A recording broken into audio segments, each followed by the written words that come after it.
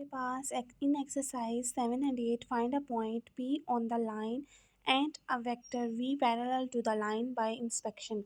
हाँ जी, अब आपने बताना क्या है, आपने बताना है एक पॉइंट P और साथ आपने बताना है एक वेक्टर। अब देखिए, जैसे कि आपको पता है, मैंने आपको कहा था कि इसकी नोटेशन यही होती है।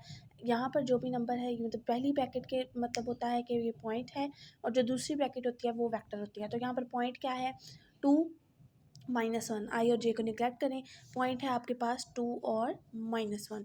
और यहाँ पे वेक्टर आपके पास क्या है, वेक्टर है तो वेक्टर के लिए आई और जे लाजमी है, तो आप लिखोगे वेक्टर है 4i - j।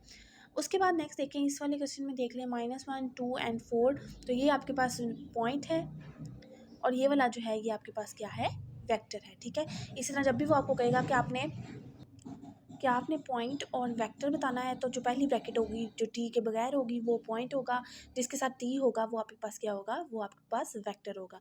इसी तरह 7 और 8 होने हैं। नेक्स्ट 9 वाले में और 10 वाले में देख लें, express the given parametric equation of line in a vector form using bracket notation and also using I J K notation. हाँ जी, पहले आपके पास जिस तरह ये गिवन था, आपने पॉइंट और वेक्टर रहता बताया। इसी तरह यहाँ पर आपके पास एक्स और वाई मतलब पैरामीट्रिक इक्वेशंस गिवन है। यहाँ से आपने बताना क्या है कि आपने बताना है एक तो ब्रैकेट नोटेशन यूज़ करके, ब्रैकेट नोटेशन कौन सी है, ये वाली, ठीक है।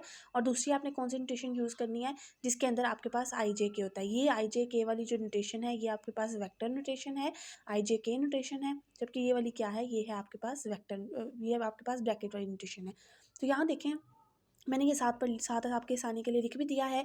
आपके पास एक्स और वाई गिवन है। जब आपने इसकी पहली जो आपके पास आई जे के नोटेशन बनानी है, तो यहाँ से आपने लेना है एक्स -3i, यहाँ से लेना है आपने 4 और इसके साथ लगा देना है जे प्लस टी। अब टी वाले दोनों कोऑर्डिनेट्स लिखने हैं, एक 1 दूसरा क्या है 5, और इसके साथ आई लगाना है और जे लगाना है। और जब आपने ब्रैकेट नोटेशन लिखनी है तो आपने आई जे के को निगलेक्ट कर देना है, आपने सिर्फ क्या करना है -3 4 ब्रैकेट में प्लस टी अलहदा, और यहाँ पर टी के साथ क्या है 1, इधर टी के साथ क्या है 5, और इसको भी आपने ब्रैकेट में लिख देना है। ठीक है, ये इसी तरह आपने 9 और 10 दोनों क्वेश्चंस करने हैं।